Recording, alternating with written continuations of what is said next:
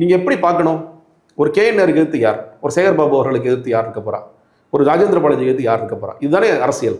இந்த மாதிரி பவர்ஃபுல்லான ஒரு மினிஸ்டர் எதிர்த்து நீங்கள் தாவேக்களை யார் நிற்க போகின்றார் அப்படி. சரி, நீங்கள் வந்து இப்போ ஜானார்கேசாமிகிட்ட வந்து வேறு மாற்று திட்டங்கள் இருந்துச்சா, வேறு புதியவர்களை கொண்டு வந்தாருன்னா அதுவும் இல்லை. அதுதான் பிரச்சனை. சார் ஜானார்கேசன் நானே பல பேருக்கெல்லாம் சார் இவங்களாம் பார்க்கணும்னு சொல்கிறாங்க, தலைவரை பார்க்கணுங்கிறாங்க, கட்சியில் இணைய விரும்புகிறாங்க. நான் சொல்கிறதெல்லாம் பெரிய பெரிய டாப் லீடர்ஸ், மற்ற கட்சியில் இருக்கிறவங்க, அதிமுக, திமுக, மதிமுக, அமமுக, நாம் தமிழர், எல்லா கட்சியிலும் வந்து நீங்கள் சொல்லுங்கள், எல்லா கட்சியிலும் வந்து அவருக்கு ரெடியாக இருந்தாங்க. டே 1லேருந்து ரெடியாக இருக்காங்க ஜாயின் பண்ணுறது. அவங்க சொன்னாங்க, உங்கள் பொதுச்செயலாளர் எப்போ ஃபோன் பண்ணாலும் ஃபோன் எடுக்க மாட்டேங்குது. உங்ககிட்ட நேரடியாக தொடர்பு தான். உங்கள் பொதுச்செயலாளர் எப்போ ஃபோன் பண்ணாலும் ஃபோன் எடுக்க மாட்டேங்கிறார். நீங்களாக ரீச் அவுட் பண்ணிங்கன்னா, எந்த ஒரு புதிய கட்சி வந்தாலும் நீங்களாக ரீச் அவுட் பண்ணணும். நீங்கள் பண்ணல, நாங்கள் ரீச் அவுட் பண்ணாலும் அதையும் நீங்கள் எடுத்துக்க மாட்டேங்கிறீங்க. என்னதான் உங்கள் கட்சியில் நடந்துகிட்டு இருக்கு பிரச்சனை சொல்லுங்கள், இது வெயிட் பண்ணுங்க, நான் பேசி பார்க்குறேங்க.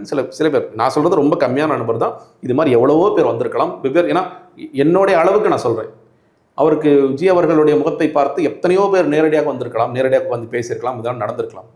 அப்படி எத்தனை பேரை அவர் உள்ளே விட்டாருன்னு கேட்டிங்கன்னா, ஜானார்கேசமே வேண்டாம்னு சொல்லி நான் மறுக்கிறேன். ஒரு பக்கம் புசியானந்த் போடுற ஆட்களும் வேண்டாம், நானும் ஆட்களை கொண்டு வர மாட்டேன் அப்படின்னா, அப்போ என்ன தான் உங்களுடைய நோக்கம்? இப்போ ஜானார்கேசாமி புசியானந்த் சண்டை இருக்குது பெரிய இருந்தது. ஒரு ஸ்டேஜுக்கு பிறகு கண்டிப்பாக இவரை காலி பண்ண முடியாது அப்படின்னு புரிஞ்சுக்கிட்டார்.